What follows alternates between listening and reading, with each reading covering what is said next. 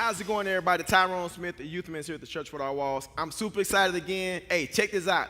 We're about to close out the Iceberg series. Yes, we're going to close this series out. We're going to analyze and recap the story of King David, the boy who will become king, right?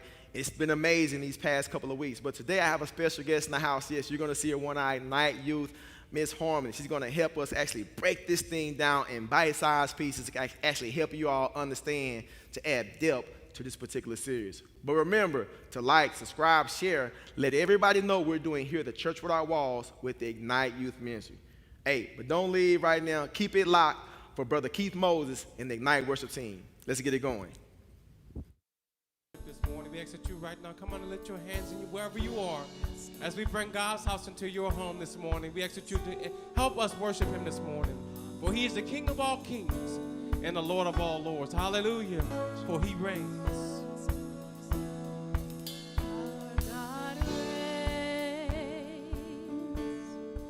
Our God reigns over us, over us. Our God reigns.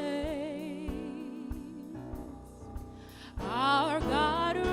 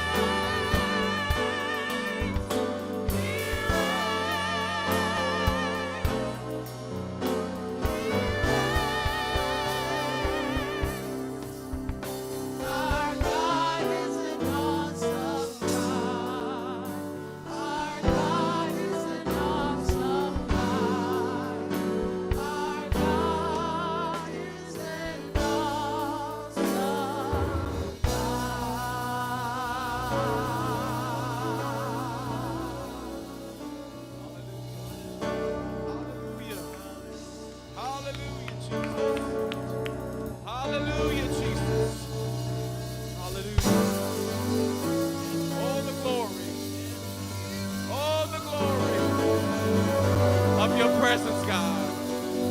Hallelujah, Jesus. For your worthy, Lord. Hallelujah, Jesus.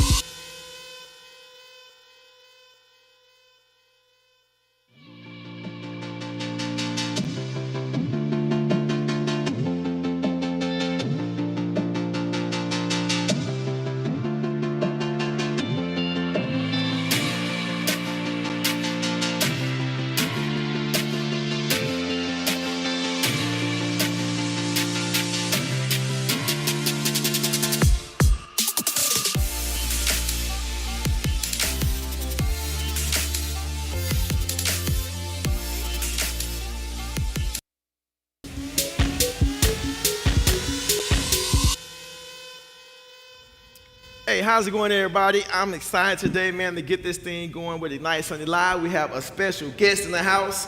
What's up, Harmony? How you doing? Everything going okay with you? Good, yes. I'm great. Hey, so glad to have you on as we prepare to actually wrap up this Iceberg series. It's been a phenomenal series. We've actually been analyzing the story of King David, right? Just kind of breaking everything down in regards to, like, you know, his life as a little boy, you know, to becoming like this great king, but yet, you know, analyze the mistake that he made along the way. When you think about the story of King David and Bathsheba. But check this out.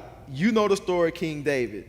And this particular series really like actually paints the picture in regards to what we want young people to know and others to know about like your life. The title of the series is Icebergs. And as you all remember, like an iceberg, people familiar with icebergs, but the reality is you only see, Harmony, 10% of the iceberg. There's another 90% underneath that like nobody can identify with for the most part, like the shape, whatever, but there's 90% beneath the water. And so when you think about like life in general, there's always like depth to us in regards to what people don't see, right, or know about us. But when you think about like life, before we go into the story of King David and the parallel between the theme of iceberg, and when you think about like his life and his story, how he really wasn't identified as the chosen one, so to speak, because he had these other brothers, and it's like, you know, like that's not him. You know what I mean? Like, not King David. But at the end of the day, it really boils down to the heart. Man looks at the outward appearance, but God looks at the heart. And that's really what this series is about. It's really all about like your heart. If your heart is in the right place, if your heart is right, if your motives are pure, you'll do healthy things, not unhealthy things. If your heart is in the right place, you'll position yourself where you can make sound decisions. You can position yourself where you don't get caught up in what everybody else says, think, and do. But when you think about like life in general, like, and you think about an iceberg, and we only see like 10%, I have a question to ask you. Why do you think so many youth today are consumed by the 10%? And what I mean by that, just whatever you think. And what I mean by the 10% is more so like what people see. Like, when you think about today's society, when you think about like social media, when you think about like, you know, being what people think you should be, doing what people think you should do, like as a young person, as a youth, like why do you think that's so, why do you think the outward appearance is so important?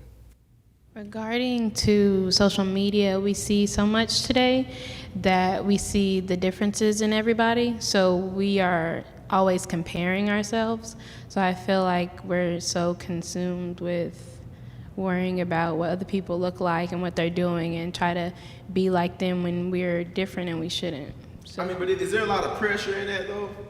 I mean, to you personally, I mean, I know for me, growing up, it mattered. I mean, of course, we didn't have social media when I was growing up, so I'm not trying to age myself right here, Harmony, but we didn't have social media growing up, but it mattered to me what people thought about me. I mean, is it like that for you? Yeah, because on certain things you're wondering like if you won't fit in or if Right. you want to be with the right crowd and if you want to be popular and stuff. But tell me this though, our audience we have a wide audience, right? Middle school and high school. Were there greater challenges for you fitting in middle school or high school? High school, there's more, because when you're older you can do more things, so it's like you're trying to fit in more. Because in middle school, everybody's still figuring out themselves, but in high school, you have like your friend group already. But see, it was different for me. So you say high school, for me, it was middle school. In middle school,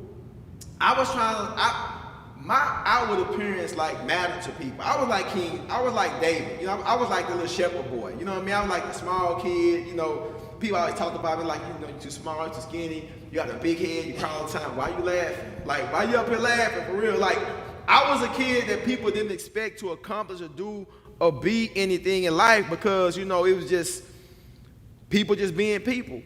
And that affected me. Right? And but when you think about like the story, you think about King David and his life and his story, he was not considered, his own father didn't think he had the skills. His own father was like, you know, and the prophet was like, dude, I know somebody, did you bring all your sons here? Like, hold on, but there is one in the field. Even his dad, Jesse, didn't think he would be the appointed king. You understand what I'm saying? And so when you think about it, man, the thing about it is people are so caught up on the outward appearance. And how do you get beyond that? Like, what does it take for young people today to get beyond thinking what other people think and feel about them matter? What would you have to say? What would you suggest? So when it comes to getting the outward appearance and looking at people from the outward point of view, people first see what you look like and then start to assume and judge you by how you look. So Right. It would be better to go talk to somebody that you don't normally talk to because they look a certain way. So go talk to somebody different and get to know Right. them for who they are instead of what they look like or what they have. Right. So don't get caught up in what other people say, think, or feel. But I think that's key because I don't think young people should be so caught up in what other people say, think, or feel about them, because God has designed each of us uniquely in our own way, right? Despite what other people say, think, or feel, and in your life and in your journey, in your story, God has positioned you for a purpose and a reason. Although the key is you have to keep living, right? Because when you think about King David, when we talked about it the first time, as we recap, he was going to be anointed the king, but he was like tending the sheep, right? He's tending the sheep, then he go from tending the sheep to being anointed. He go from being tending the sheep to being anointed to actually working for the King Saul, to actually still going back home, doing his chores. And then one day, like his dad, like, go take your lunch to your brothers. So he takes the lunch to his brothers to give them lunch. And he get there, and there's this giant Goliath saying all these foul, crazy words about the believers, and he just dogging everybody. And David like, y'all gonna let this dude like talk like that? And his brother's like, little boy, go home. Like, dude, you go back and tend to the sheep. But yet, God was preparing David, right? Is God preparing you for anything? And when you think about your life, do you think God's preparing you for something? He's already using you. How is God already using you? Being in the youth ministry and singing and being a part of what we do here and worshiping God. What does it feel like for you to be used by God to actually worship God as a singer? And guys, she's being modest here. You guys have actually seen her sing before. She's trying to be like low-key Lolo with it, you know what I'm saying, like shy sister, but she's not shy. But what I'm saying, how does it feel for you to be used by God in the gift that he's given you through song, through singing? I mean, you do a phenomenal job with Brother Keith Moses and the team. But how does it feel for you personally to be used by God in that sense? It makes me connect more and actually think about life while I'm singing, because some of the words I can connect to and actually think back on past mistakes and how I can do better. So just worshiping makes me feel more. Yeah, more in tune. Yeah, in tune with it. Worship makes you feel more in tune to what God may actually have you to be.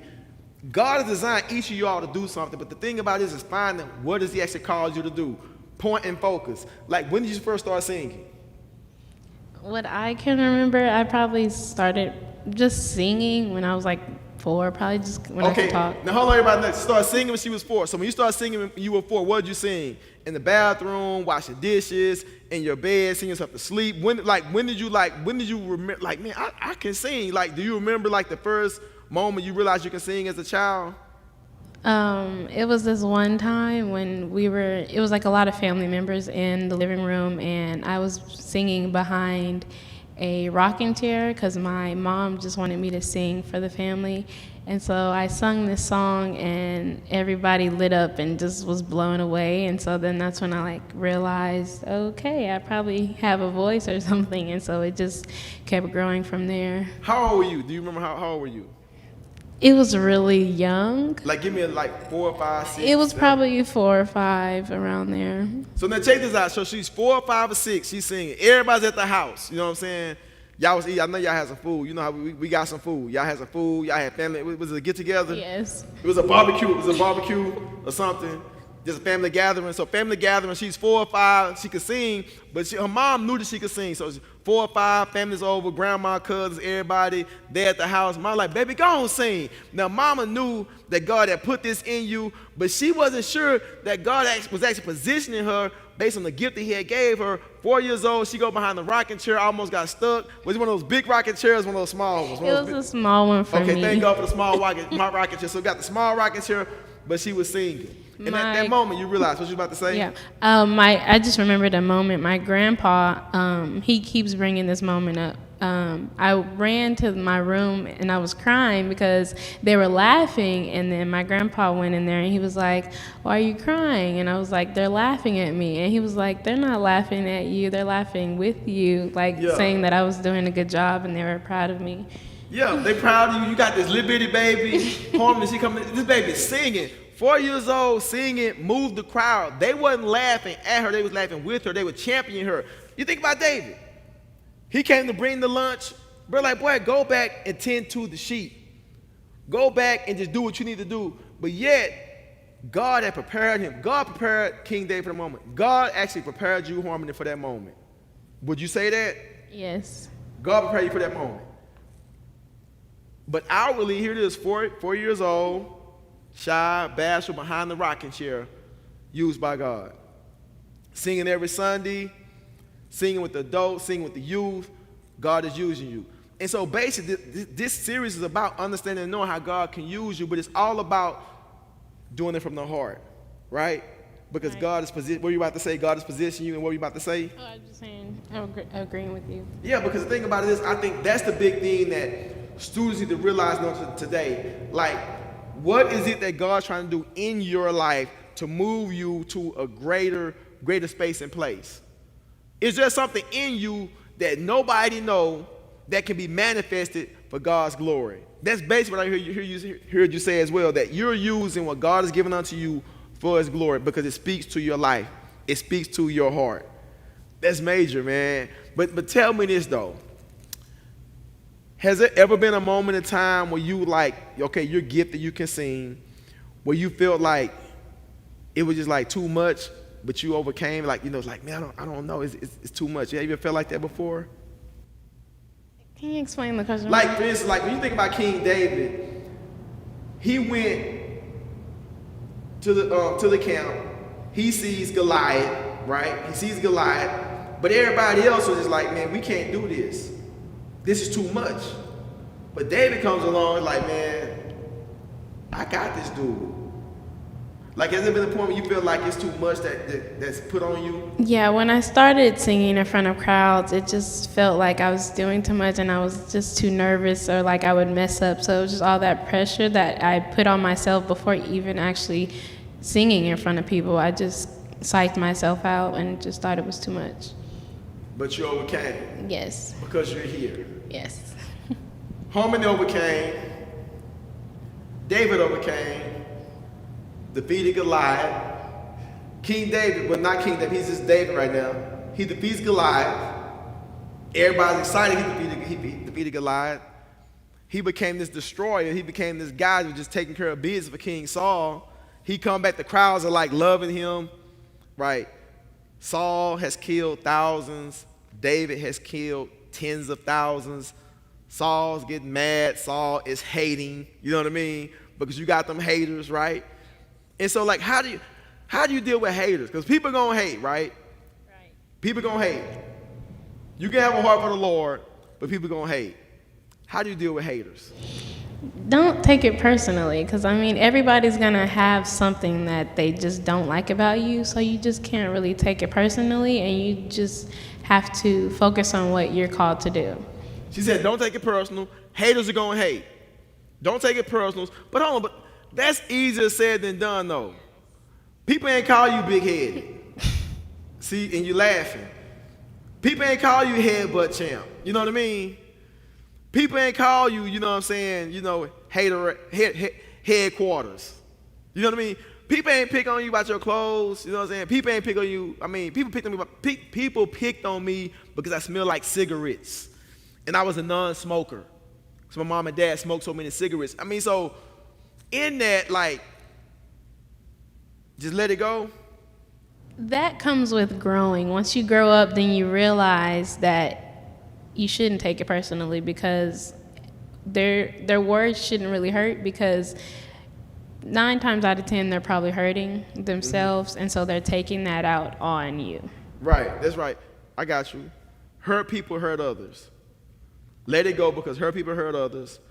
Hear what Harmony is saying. Let it go because hurt people hurt others. So you got to give them space and grace. So you're giving them space and grace because your heart is in the right place, what I'm hearing you say. Yeah, you have to be understanding into why. You have to be understanding. So your heart got to be in the right place. Because this whole series is all about like what's underneath. What is your heart like? Because if your heart is in the right place, it's so much that you can actually overcome and deal with when you think about the story of David, right? And you think about his heart and his preparation and his heart being like in the right place, right? But then we go to like another segment and element of the story where he's crowned the king, right? And his soldiers are off at war.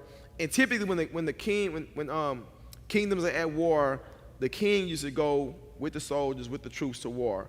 But this one particular instance, King David didn't go to war. He's like, man, I'm gonna just hang out, I'm gonna chill, I'm gonna take a break. And while he's taking a break, he made a big mistake, right? And I always say this all the time, life is filled with free will. Free will is the ability to make our own choice and decisions as individuals. Okay, before I go into this, have you ever made a mistake before? Like, what would be like one of your greatest mistakes you've made? Like, have you ever made a mistake that had some consequences and you got in trouble, got caught up, and have you ever made a mistake? One that comes to mind? It would have to be just hanging out with the wrong people. Hanging out with the wrong people. Okay, so what I shared like last week, the mistake I made where I actually wanted something, like, my favorite go-to snacks were like Little David oatmeal cream pies, grape soda, and Cheetos. And why you laughing at me, for real? So I really want these Little David oatmeal cream pies and Cheetos like so bad. And my mom was taking a nap, and my mom, you don't wake up from a nap. I don't know about your mom, but you know my mom. Do not do that. You know what I mean? And I wanted these Little David oatmeal cream pies. I wanted some Cheetos, and I wanted some grape soda. And she was taking a nap, and I saw her purse, and I was tempted, right? And I was tempted, and I was just selfish, and I was sinful, and I did it. I took the $5, girl. You know what I'm saying? And there were consequences. You know what I mean? There were grave consequences. Got in trouble. My mama had this leather strap that she was using, and you can just guess what happened. So I don't have to go into details. I was hurting a little bit on the backside, for a little while.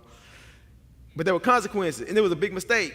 But the thing about it is, even when I made the mistake, I still was trying to come up with another lie to deflect it somewhere else. But I made the mistake, and there were consequences for it.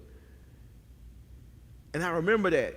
And your mistake what's one of your greatest mistakes? Hanging out with the wrong people, because I just felt like I wanted to fit in with them, but they weren't the people I was supposed to be fitting in with.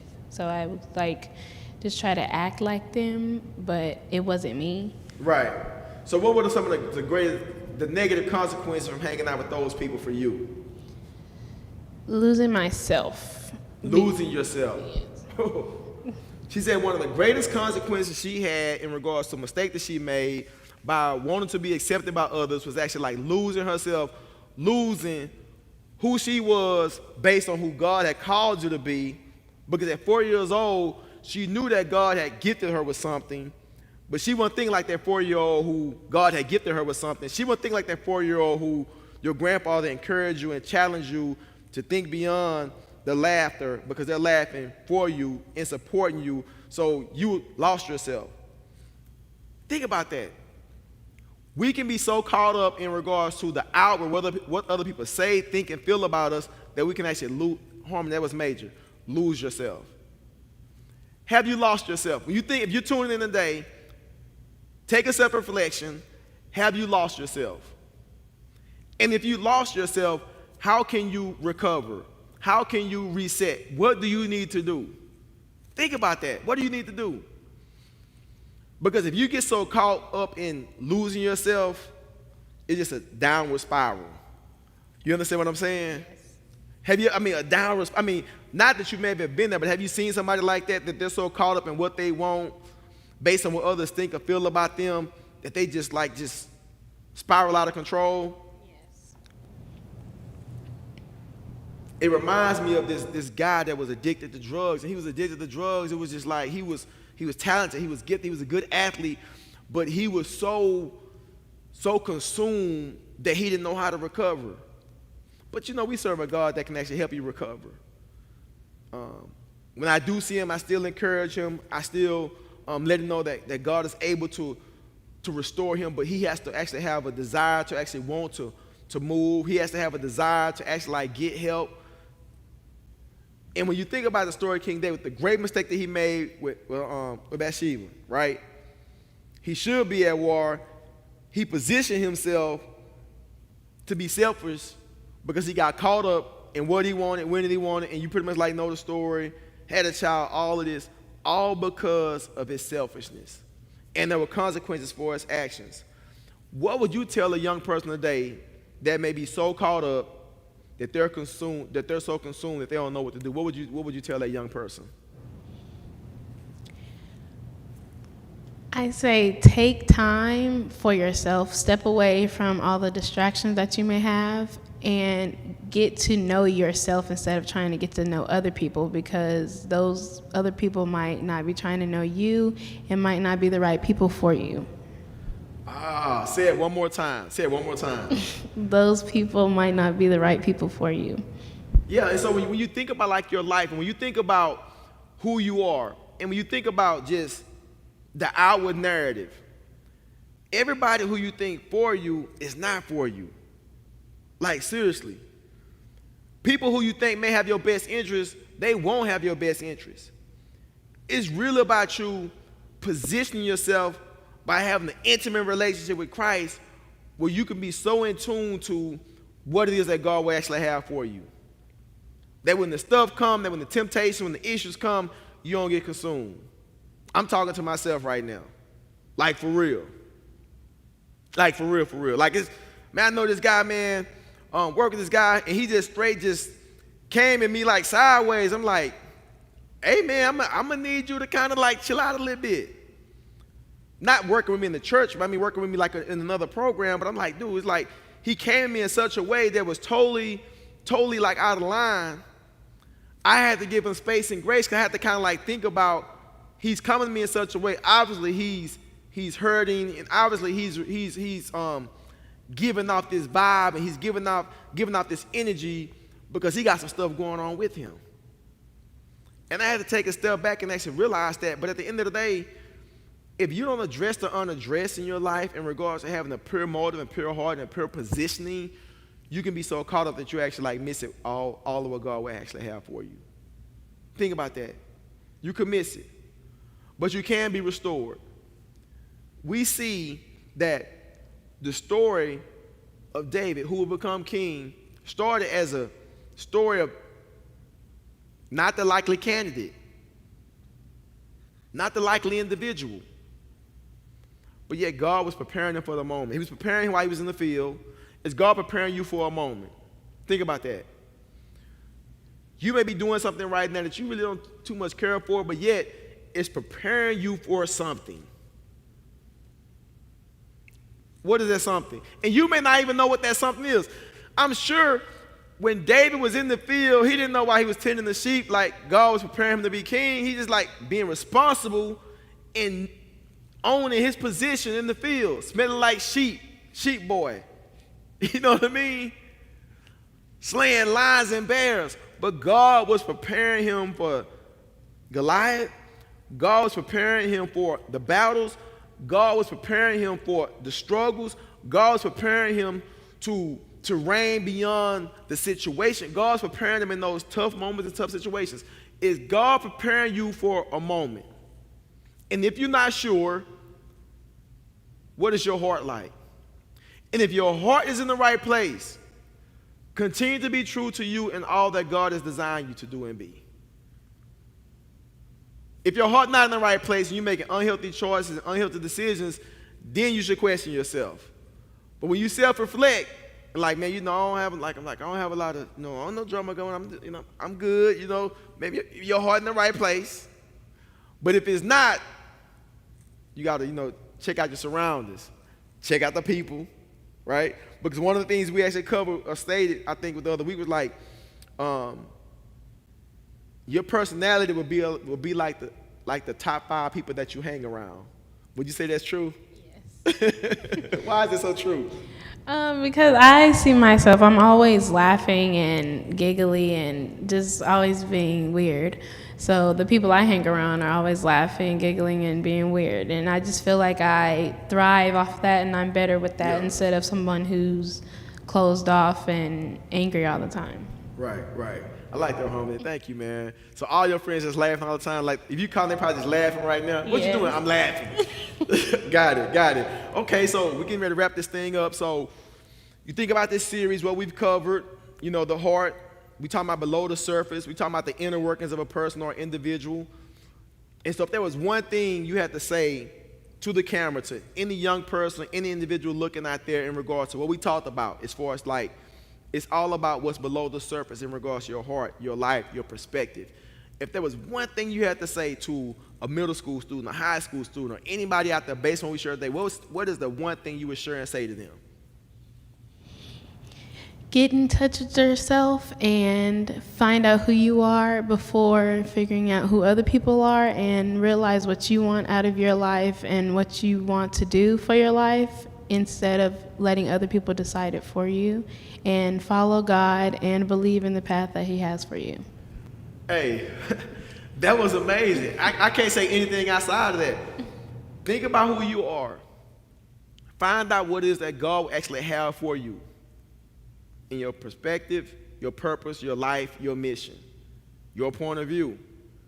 But one of the ways you can actually find that out is really having a personal, intentional relationship with Christ. This is an opportunity right now where we extend an invitation.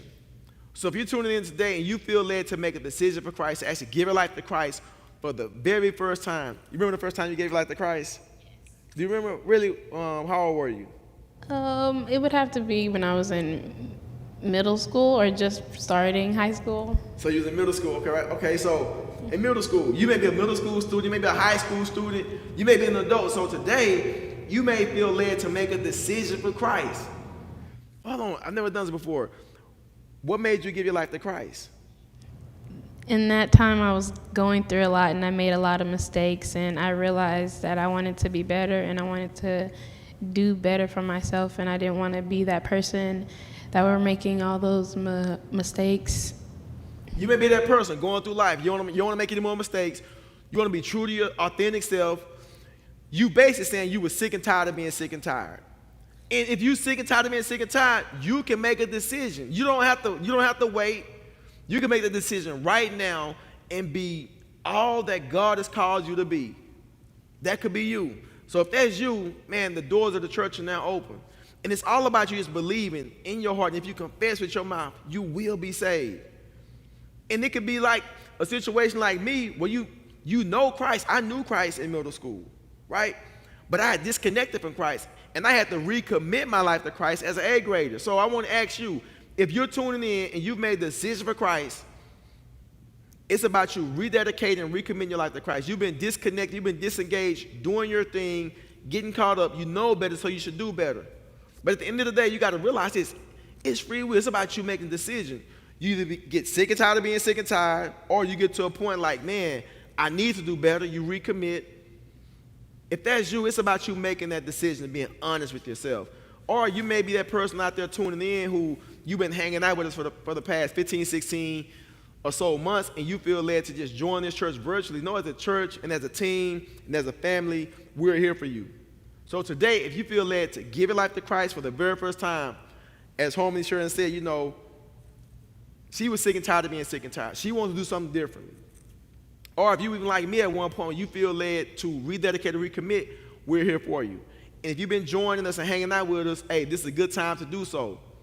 So if you made a decision today, I want you to go to our website, tcww.org, go to the guest tab. Once you go to the guest tab, click accept Christ or join the church, and somebody from our assimilation team will connect and engage with you to connect you here with us at the Church Without Walls. Harmony, you did an awesome job today, girl. You did. You had no idea how the Lord would use you, right?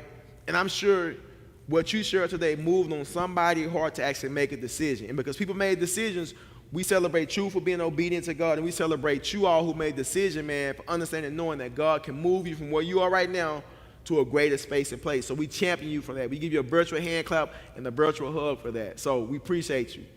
And home now, like I said, I just thank you, man, for being faithful, for being obedient, to just come on the platform today, just let the Lord use you through your testimony, to share your story, you know, how you sing and how you're just kind of like leading up front in youth ministry here at the church, man. So I appreciate you for your due diligence. I appreciate you for your faithfulness. I appreciate you for your smiles as well. All right? Awesome job today, girl. Thank you. Hey, everybody, hey, thanks for tuning in as we close out the Iceberg series for the month of October. It's truly been a blessing. Hey, remember to connect with us on our church website, tcww.org, for any information that we have going on here at the church with the church congregation, men, women, KWOW. Hey, connect with us because as a church, as a ministry, as a team, we are here for you, and we thank you for your support, your due diligence, and being a blessing to this ministry. Hey, on behalf of our pastor, Dr. West, I appreciate each and every one of you all. Hey, before you leave, you have to receive the benediction from our pastor, the big Aristotle, the big Belichick, Dr. Ralph Douglas West. Look this way, I want to bless you as we prepare to go into the world as salt and light. And didn't we have a marvelous worship experience today? We are so fortunate to live in an age where we have this kind of technology, where we can bring the gospel of Jesus Christ into your home. In fact, a theme we can use is bring God's house to your house. The Lord bless you and keep you. The Lord make his face smile upon you and be gracious unto you. The Lord lift the light of his countenance on you and grant you his peace. And may the Lord bless you when you go out and come in, when you rise up early and settle late, in your labor and in your leisure, in your laughter and in your tears, until that day when we shall stand at the feet of Jesus, where there's no sunrise or sunset. Be encouraged.